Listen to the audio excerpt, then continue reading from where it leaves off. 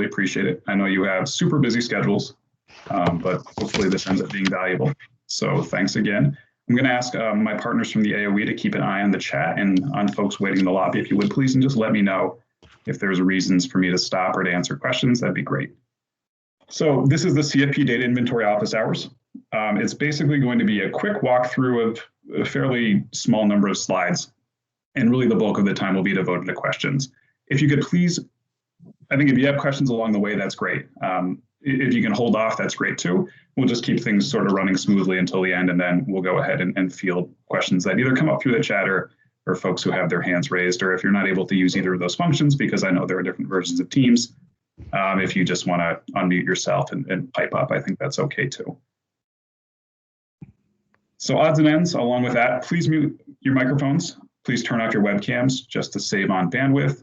Ask questions in the chat or raise your hands, or if you need to, go ahead and unmute yourself and pipe up when you see an opening. Also, this session will be recorded. We had some folks from the field reach out and say, you know, I can't make it on such short notice. Would you go ahead and record this so it can be made available? I think Andrew Jones has volunteered to share this with folks who need it, and it will likely end up on the website as well. Following a brief period, we need to transcribe things and make sure they're accessible. So there may be a little bit of a delay there. So briefly, the background for the data inventory. So ESEA, the Elementary and Secondary Education Act, there are things in statute that require LEAs to conduct assessments of needs in support of CFP funding. Under Title II, there's expectations. Under Title IV, there's expectations, and under Title I, there's even more specific school expectations for schools that operate school-wide program plans. Also, there's expectations in federal uniform grants guidance around the reasonableness and necessity of spending of federal funds. And so that's something else that we as an agency need to keep an eye on as we approve CFP applications. So those are sort of the statutory backgrounds for why the data inventory. Now, a fair question has been asked in the last few months of, what about this idea of one plan? A number of years ago, the agency said, you know, we're going to engage in this continuous improvement planning process with you all, and that should cover us for the needs assessment requirements, the school-wide program planning requirements under ESEA.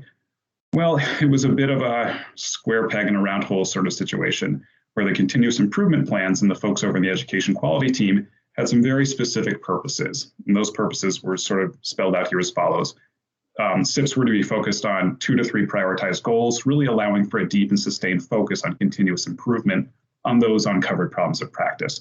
It wasn't intended to capture the breadth of CFP fund intents or all of the requirements under ESEA. Now, for a year or two, we tried to sort of shoehorn the two things together. You know, we would say, please revise your SIP to include more data to support your parent and family engagement activities or the needs of students experiencing homelessness.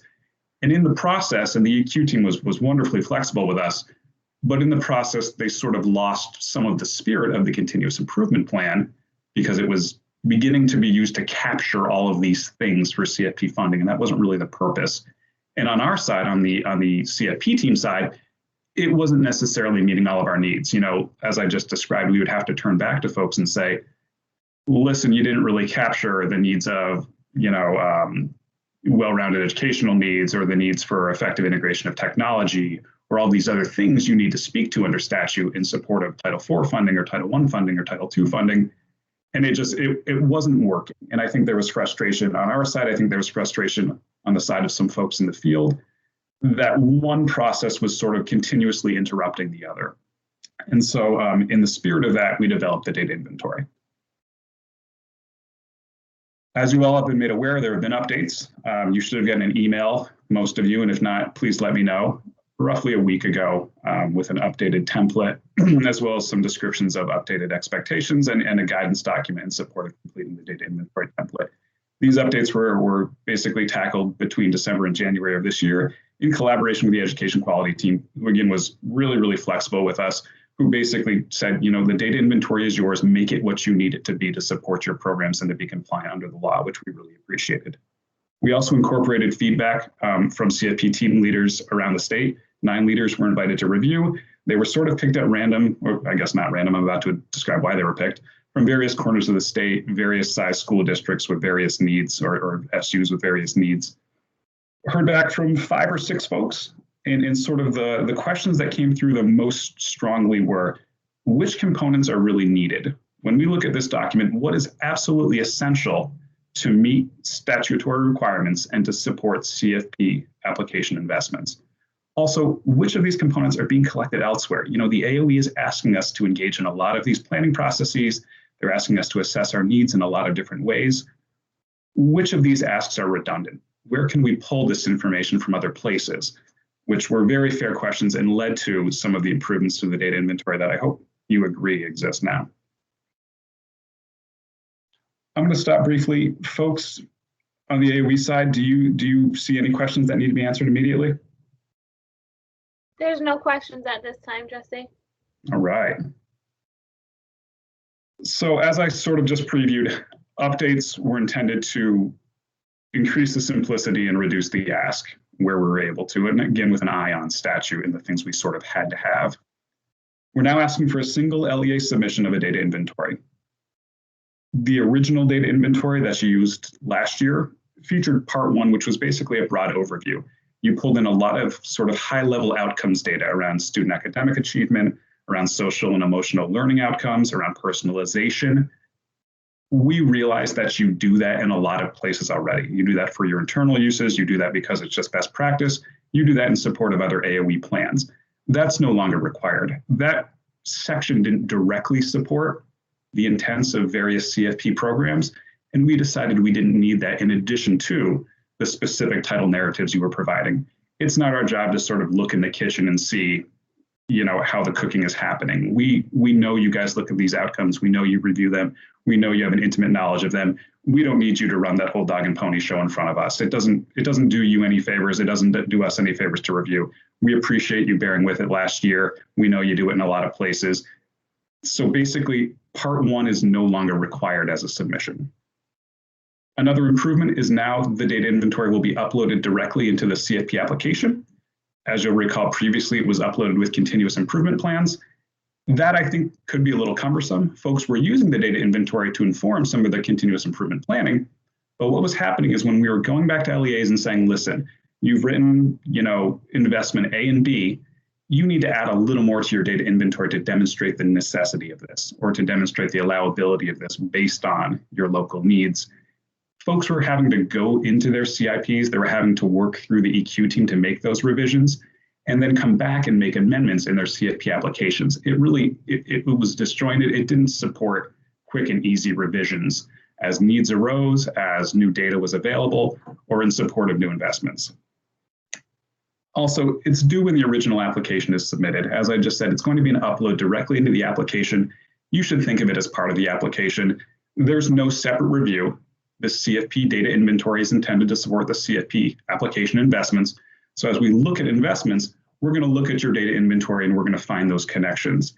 There's no need for us to review it in advance. That's basically the lens through which it will be reviewed. Is it supporting your investments? So when you submit your original applications, hopefully before the end of June, your data inventory should be uploaded. That's when it's due. Another important reason to update it was to increase compliance. It now features part 3, which I'm guessing a lot of folks have taken a peek at, which is a Title I school-wide program planning piece. This runs afoul a little bit of this idea that it's now just an LEA level submission. Even with this piece now incorporated into the data inventory, I think it's still, and I hope other people feel, it represents a pretty significant reduction in ask at the school level. Now, that doesn't mean you aren't going to incorporate school level data as needed into your LEA level narratives, but no longer does a school need to do an entire data inventory on their own, you know, like they had to before.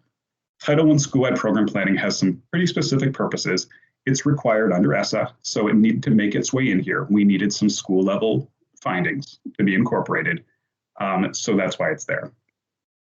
There's also a part 4 now, which is stakeholder consultation assurances. There are requirements in the ESEA that stakeholders are consulted when developing planning for spending of Title II, Title IV, and as I just said, Title I spending in school-wide programs.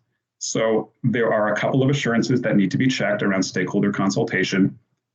I know I make it sound quick and easy. I know stakeholder consultation can be a bear. There's a lot of folks with a lot of different schedules, with a lot of different backgrounds that need to be pulled together to contribute to this planning. We'll talk a little bit about maybe some ways to ease that burden a bit.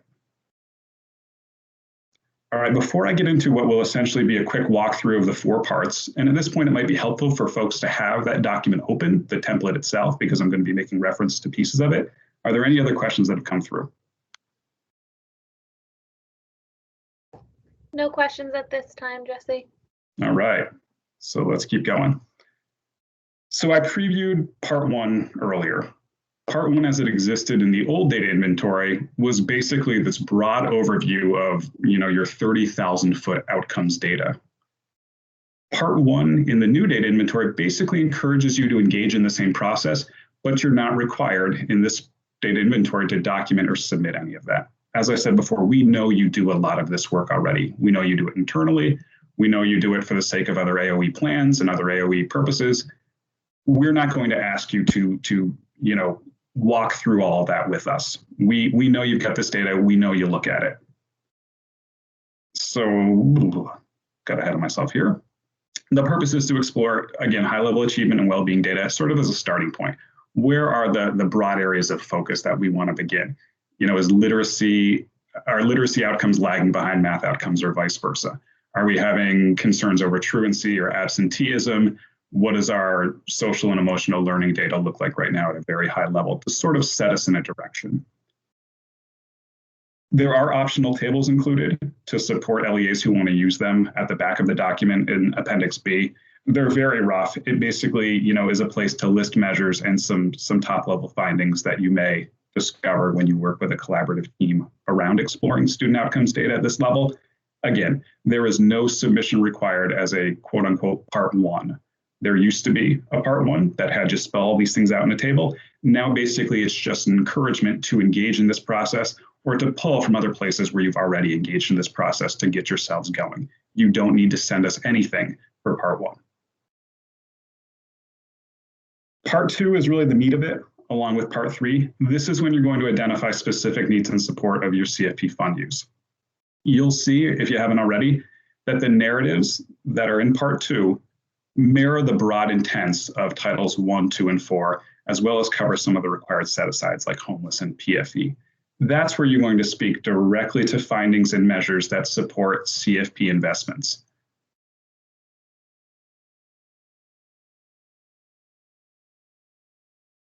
So like I said, you're going to describe key findings from specific measures. You don't need to include a bunch of raw data, tables, detailed analysis. They're not needed. These are going to be summarized findings. And I've given some examples in the template itself, as well as in the guidance document that I sent out last week that demonstrate what this might look like. Now, I don't mean to diminish the amount of work this will be for an LEA. I am able to quickly come up with, some examples that I pull out of thin air that don't actually reflect anything.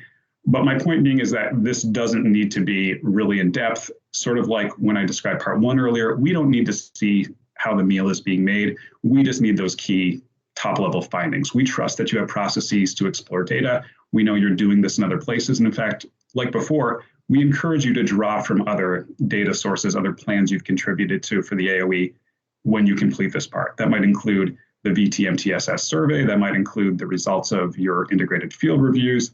It might include your COVID-19 response plans that are coming up soon. It might include continuous improvement plans. You can pull relevant findings from that work you've already done to populate relevant sections of Part 2 of your data inventory. One request is not to please attach or link to other documents. Please actually summarize those key findings from those other tools in your data inventory. A couple of reasons. It's a lot easier to review, and that may sound lazy, but that's just the fact of the matter. We get a lot of documents submitted. We're not able to open things in Google. That's a state policy, and that's where most things are linked to right now. So please don't link, please don't attach, please put it all in the data inventory. Any other questions at this point, or any questions at this point? It looks like we're good. All right. So Part 3, as I previewed before, is Title I school-wide program planning. This is not dissimilar to Part 2 in terms of sort of the level of need here. It's meant to assess the needs of schools that will run school-wide programs under Title I, and really what you need to answer at the school level is what are the needs of the schools that will run these programs in terms of those students who are most academically at risk. Again, this is required under ESEA or ESSA. Just like part 2, you're going to identify specific measures and findings to inform CFP investments. You're going to have to do some collaboration with school level leaders around this. Again, I don't mean to diminish this and make it sound easy, but it's in this one area. It's the needs of students most academically at risk in your schools that are going to be running school-wide programs under Title I in the coming year. Now, this might be largely duplicative of the LEA's responses in part 2, particularly the first response, needs of students most academically at risk. It's going to be colored a little further by school-level data and findings that may support what you already knew at the LEA level, or they may add some nuance. You may see at the LEA level a need for increased fidelity in delivering your first literacy instruction. At one particular SWP school, that might not be as much the case. They might need assistance with some other aspect of their literacy program. And that's where you'll have some opportunity to provide some more of that detail in support of that school's SWP planning for the CFP application. Well, last but not least is the stakeholder involvement piece. Like I said, at the back of this document, it's a couple of assurances. It doesn't mean it's not a lot of work. Basically, the LEA is asked to assure that diverse stakeholders, as described and required under ESSA, have been consulted with when developing plans for spending, and that includes the data inventory. Really, the data inventory represents the bulk of the planning we're asking for. Methods of consultation are not given specifically in the statute. They should be meaningful. I think USDOE would want them to be meaningful. That's why they saw fit to put it in there, or Congress saw fit to put it in there. We would like them to be meaningful. I'm sure you would like them to be meaningful for your own purposes.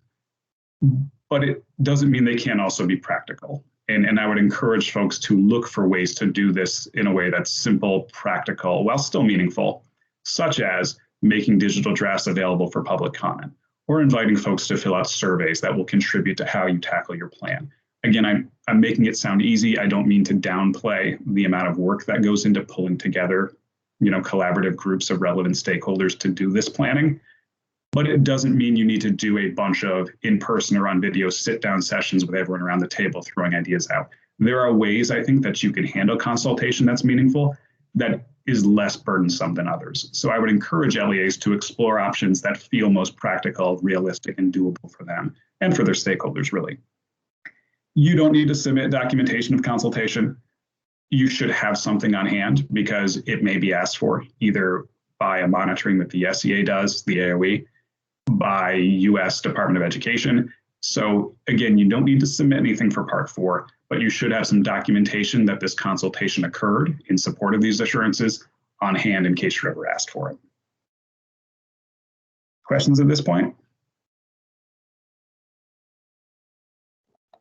It looks like there's still no questions at this time, Jesse. Oh no, I'm getting nervous. So as I've made reference to a number of times throughout the last however many minutes this has been, is that the CFP Data Inventory is a compliance tool, and it's a compliance tool that's meant to support not just compliance. It's to help us create effective and efficient and meaningful CFP investments. But that's exactly what it's used for. It's used to support CFP application investments. A question to ask as you're drafting your CFP investments is the need for this investment evident in the data inventory? Because that's the lens that the CFP team is going to take when we're looking at your investments and then we're looking at your data inventory. We're going to be asking, do I see a clear connection between what's being asked for in an investment and what's been demonstrated through findings in the CFP data inventory? If you ask that question and you're not sure that the need is clear in the data inventory, there are sort of two approaches you can take. You can reevaluate, do we really need this investment? Is this strategy really going to address a need we have? Or what additional findings can I insert in the data inventory to support this investment further? One way to kind of create that connection is through the statements of purpose. Now, you've all heard us in the last couple of years during April conferences and otherwise ask for clear statements of purpose that connect your investments to your assessed needs. So statements of purpose as written in your CFP application investments should point directly at the findings in the data inventory that led you to believe that this strategy was going to be an important one. Here are some examples. I won't read through them. Take a second if you like and read through them yourself, but just examples of statements of purpose that in these examples point directly back to the data inventory, some findings that exist there.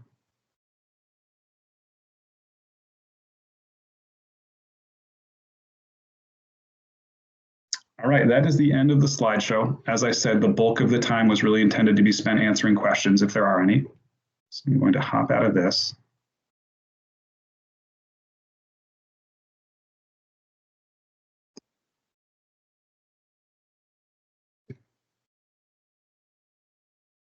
All right, are there any questions?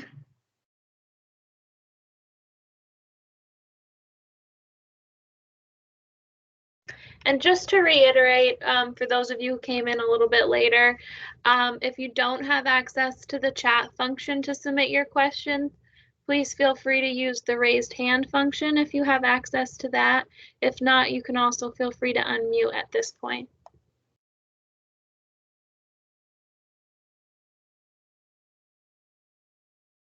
We are processing, that's good. There's a lot to process, I appreciate that.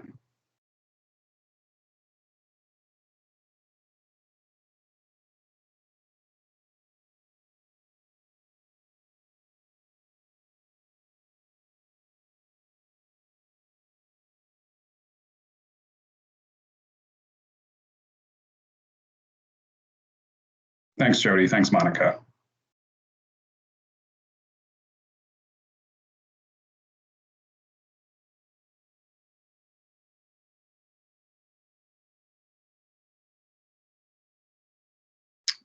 Yes, Michael, a recording will be made available. There may be a little bit of a lag, as I said before, and maybe folks hadn't joined yet. There's transcribing that needs to occur to make presentation accessible before we put it out to the field or put it up on the web. And sometimes that can be very labor intensive, and there may be a bit of a lag. You're welcome, Wendy. Jody, if you have questions, you can direct them to me. I'm happy to chat about this with anyone who has questions separately as groups. We're always available.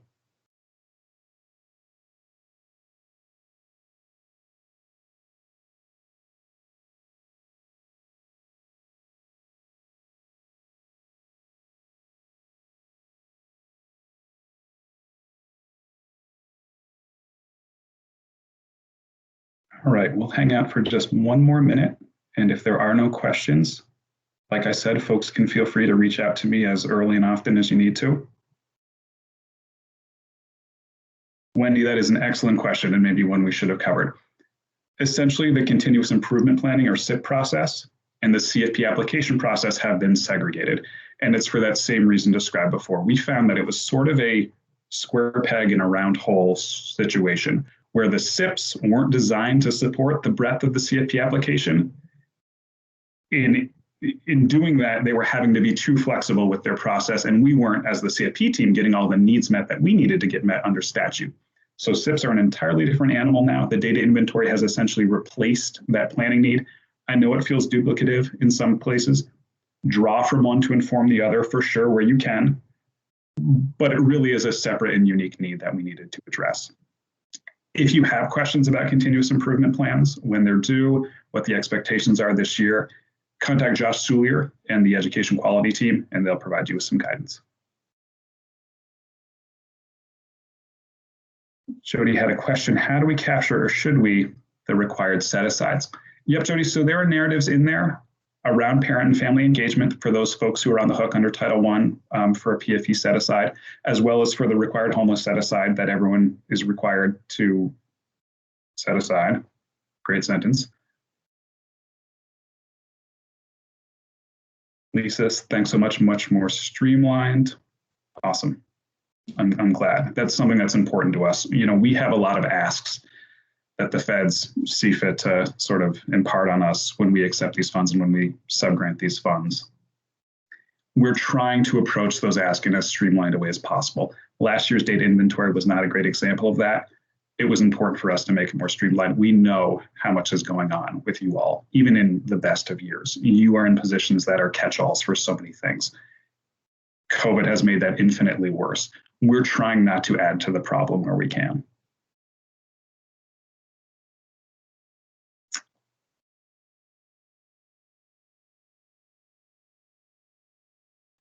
Lisa, great question about sort of a rubric or a checklist for approval. As I said before, we're not going to be reviewing or approving data inventories as an entity separate from the application. The data inventories should really be looked at as part of the application. When we're reviewing investments, we're going to look back at the data inventory with really that one question in mind. Do we see support for this investment in your findings? That's basically it. We're not going to go through the data inventories independently and say, this looks kind of lean. I would like to see more about this, independent of what you have written in investments. And then the follow-up question, upload other CNA analysis tools such as fishbone diagrams, driver diagrams. That's more associated with the continuous improvement planning process. I would leave that to Josh and the EQ team to answer. On our side, we need to see your high-level findings. We need to see your summarized findings. We don't need to see quite as much detail like in a continuous improvement planning process. We're going to trust that you guys are doing some sort of data analysis regularly that's informing what you put into your data inventory. We don't need gobs and gobs of raw data or analysis to be shared with us. It's not our place to analyze the way you guys do these things, just to see that you have some specific measures and findings that you considered when you wrote your investments.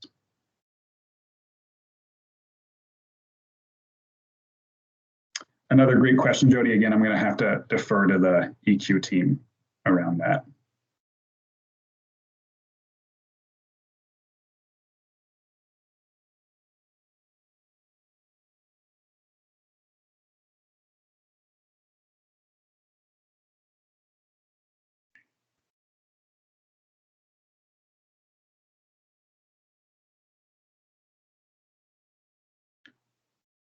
All right, I'm going to wrap it up for today. As I said, please reach out whenever you need. We're always here to help, and we're happy to. I know this is new. I know it's one of 100 things you have on your plate. So reach out as early and as often as you need to. Thank you so much. You guys are awesome. We appreciate the partnership. We appreciate all you're doing to keep Vermont schools running right now. We know it's a bear. Really appreciate it.